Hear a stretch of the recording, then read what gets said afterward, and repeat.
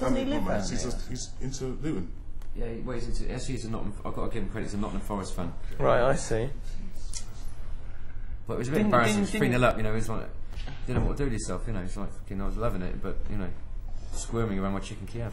Didn't you sponsor a game? Didn't Massive Attack have their own box at Bristol City? Yeah, we sponsored a couple of games actually. Right.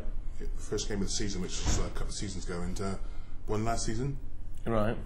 But like DC, I didn't turn up. Disgraceful. Habitual non-appearance. Right, I've just got time for a couple more if we can. Going back to PCBH, another question from him or her.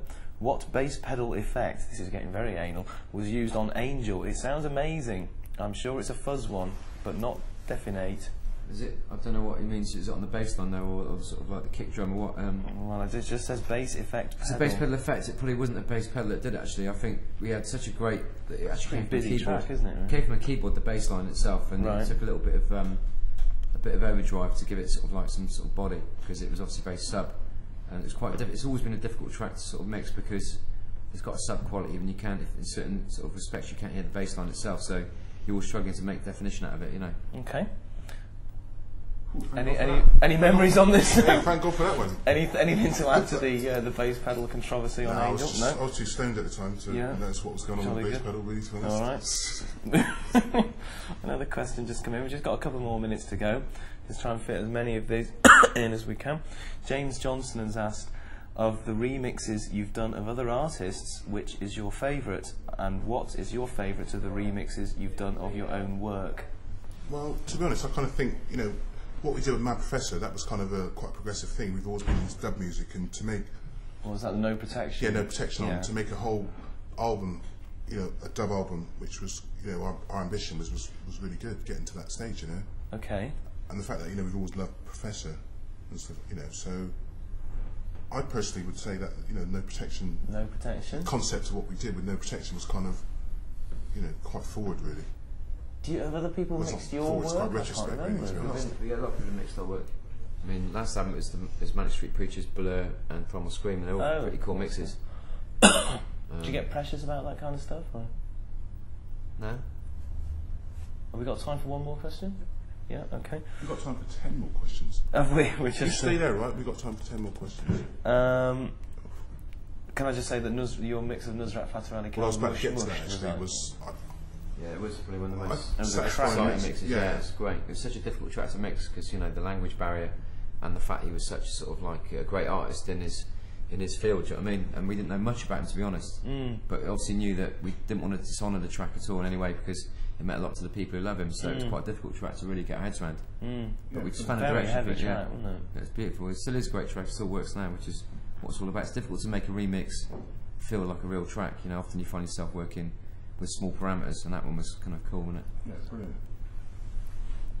Okay. Here's a D classic. What do you think of the state of music today, especially in terms of commercialism and super dominance of an oligarchical few? It's shite at the moment. Everyone knows it's shite at the moment, and we got ourselves to blame for it because we entertain the media at the moment. It's all about sort of like.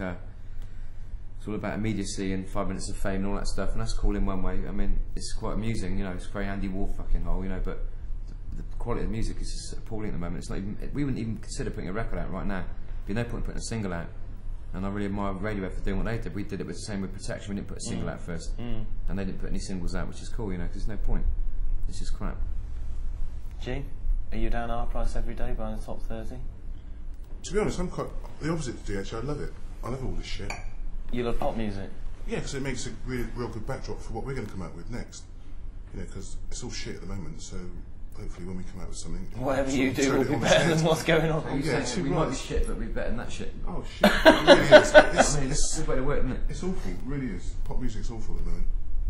You know, it's just sad.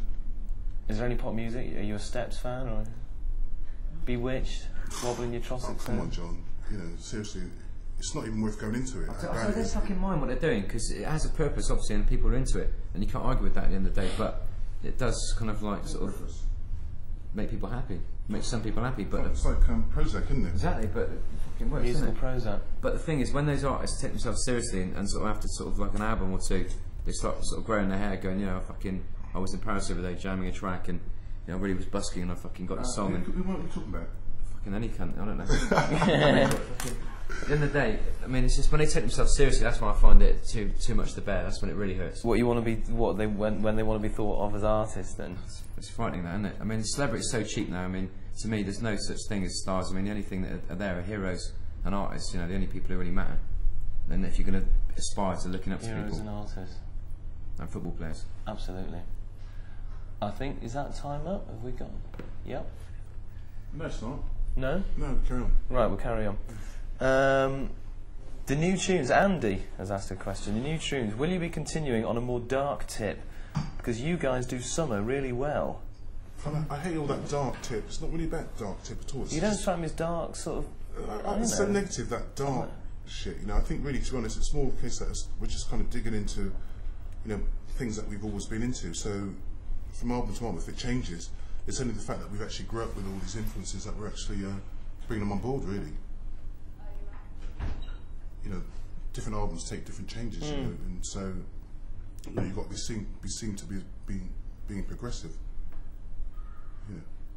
So the whole sort of like the idea of Massive Attack as being dark and cool and no, not the slightest. It's about challenging what you've done before, and you know, trying to sort of break boundaries and go into different fields of music, or take your stuff somewhere else. You know, if we were to make sort of Blue Lines and Protection all over again, it'd just be really boring.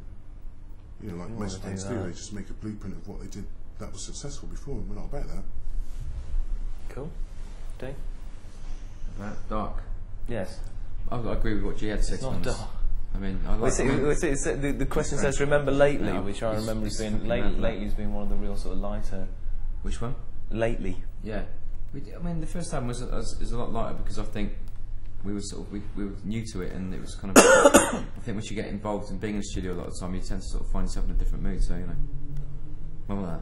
No. I think it's an immediate take on what we, coming from our field of being in a sort of sound system thing. Moving into that direction and basically using all the stuff that we sort of been playing and all the influences that we've been playing. But then once you get into a studio situation, you kind of expand on that, and take on more sort of influences. Which is what you've done. Blah blah blah blah blah Exactly. blah blah. Well, I think we're out of time, guys.